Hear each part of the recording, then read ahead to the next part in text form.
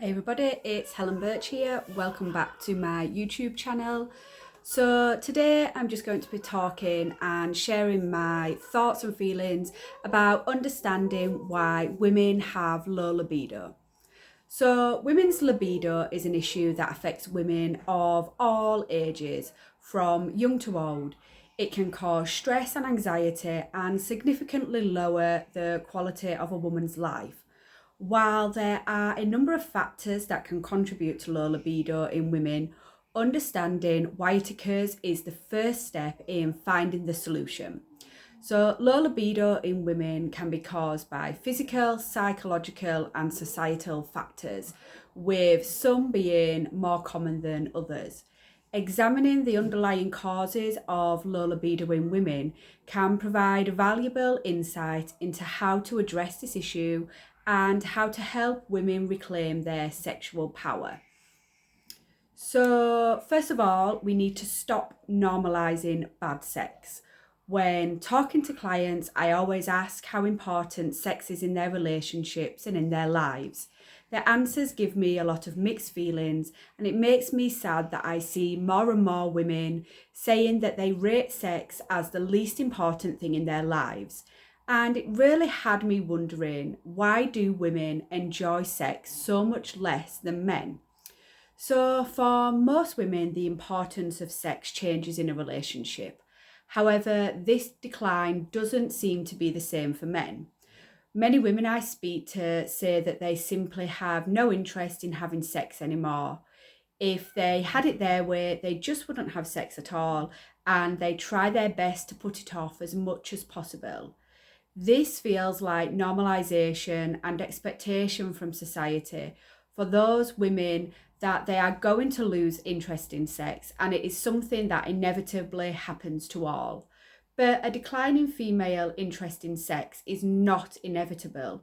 It highlights a fundamental lack of education and understanding around how desire, sexuality, and pleasure work inside of relationships. Society normalising that sex will be bad for women is just wrong, and it reinforces to women that they have no control over their own sexual pleasure and that they shouldn't be enjoying sex. Having a healthy sex life is not something to feel shameful about. However, most women tend to feel that shame due to misinformation and a basic misunderstanding of how desire works. A great number of women and men are in unpleasant, unsatisfying sexual relationships. It leads to hostility, infidelity, and low sexual arousal. So, while I'm not saying that sex is the most significant part of a relationship, sex is important. Intimacy is important. Female pleasure is essential. Realizing that desire arises from a reward system rather than from a drive is essential. And the more good sex you have, the more you want it. So, what might this imply? It implies that there needs to be a concentration of pleasure on the woman. It entails knowing the clitoris, and it entails providing individuals with high quality sex and high quality knowledge through sex education so that they don't become like half the women who contact me, hating their sex life and content to just get by, trying their best to avoid sex as much as possible.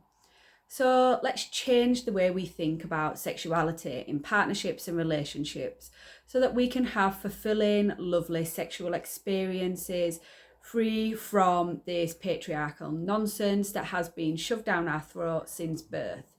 So my main advice for regaining your libido is, first of all, to give yourself a break. Stop being so hard on yourself and wondering what is wrong with you. My second piece of advice is to get your brain on board for sex. When you have a low sex drive, your brain isn't going to automatically be ready for sex. The methods in which men and women are aroused are significantly different. While you're finishing up a message and attempting to get the washing on, your partner or spouse might merely see you, his lovely sexy partner, and suddenly he is ready to go. but it is going to require more effort on your part to stay alert and be prepared to connect with him. But don't worry about this. This is part of the enjoyable, fun side of sex. So my first tip is to schedule in sex. Having scheduled sex is the first thing I would advise doing in this situation. The truth is that scheduling sex is fantastic for couples, especially when coping with different libidos. I used to believe that this would be a complete buzzkill and turn off. However, it is not. You can agree on the frequency through scheduling that works for both of you and then takes the pressure off. Explore your fantasies. And this might be as easy as recalling the sex that left you itching to rip your partner's clothes off from the hottest encounter you've had with someone in the past. Your body will follow once your brain accepts it. So start to open yourself up to fantasies, dreaming about imagining what turns you on, what you might like to do, what you would do in the ideal situation. Additionally, having sex on a regular basis maintains the desire for sex. It keeps that desire for sex present in your mind. So the more you masturbate, the more you want to have sex, despite the fact that this may seem a bit paradoxical. Similar to working out, your body becomes more and more dependent on endorphins the more often you visit the gym. So the more often you masturbate, the more often you want to masturbate and have sex. So pre-sex rituals are excellent for setting the mood. Before you actually start, concentrate on what motivates and turns you on. You might feel particularly seductive after taking a hot bath or while listening to a certain playlist, and make it a regular ritual before you and your lover go to bed by using whatever works for you. This will require a little bit of thought on your part. Finally, prioritise foreplay. To make your partner aware of how crucial those 15 to 20 minutes of playtime are to you, have a brief talk with him. He will want to spend a bit more time warming you up if you say something as easy as, "Hey honey, I remember fantasizing about that time we made out in the kitchen and it really helps me to get in the mood." You'll definitely notice a significant improvement in your sex life if you concentrate on getting your brain on board and tell your partner what makes you feel wonderful. Also, tell yourself what makes you feel wonderful. Just keep in mind that having fun is something we could all use a lot more of. So my main advice is to get your brain on board. Wherever your brain goes, the body follows. Thank you very much for watching. Speak soon. Bye.